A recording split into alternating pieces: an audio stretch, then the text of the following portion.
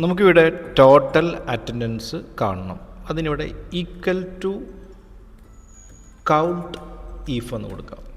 Count function use ചെയ്യുന്നത് എത്ര എണ്ണം ഉണ്ടെന്ന് കാണാൻ വേണ്ടി. അവിടെ കൗണ്ട് ഈഫ് യൂസ് ചെയ്യുന്നത് നമുക്ക് എത്ര എണ്ണം എന്ന് കാണണം, പക്ഷേ നമ്മൾ പറയുന്നത് മാത്രമേ കൗണ്ട് ചെയ്യുള്ളൂ. എനിക്കിവിടെ കൗണ്ട് ചെയ്യേണ്ടത് പ്രസൻ്റ് ആണ്. പ്രസൻ്റ് ആയിട്ടുള്ള ഡേയ്സ് മാത്രം കൗണ്ട് ചെയ്താൽ മതി, പി എന്നുള്ളത് മാത്രം കൗണ്ട് ചെയ്താൽ മതി. അപ്പോൾ നമ്മൾ കൗണ്ട് ഈഫ് കൊടുക്കുക, എന്നിട്ട് സെല്ല് സെലക്ട് ചെയ്യുക, എന്നിട്ട് കോമിടുക.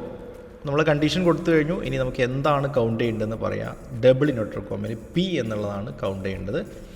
ബ്രാക്കറ്റ് ക്ലോസ് ചെയ്യുക, എൻ്റർ ചെയ്ത് കഴിഞ്ഞാൽ നമുക്ക് 5 days ആണ് ഇയാൾ അറ്റൻഡൻസ് പ്രസൻ്റ് ആയിട്ടുള്ളത് 5 days ആണ്. ബാക്കിയുള്ളത് നമുക്ക് ഓട്ടോമാറ്റിക് കാൽക്കുലേഷൻ വഴി ഈ ഡോട്ടിൽ ഡബിൾ ക്ലിക്ക് ചെയ്ത് കഴിഞ്ഞാൽ ബാക്കിയുള്ള ടോട്ടലുള്ള അറ്റൻഡൻസൊക്കെ നമുക്ക് കിട്ടും. അപ്പോൾ നമ്മളിവിടെ പ്രസൻ്റ് ആയിട്ടുള്ള എത്ര പേര് പ്രസൻ്റ് ആയി എന്നാണ് മാത്രമാണ് നമ്മൾ കാണുന്നത്.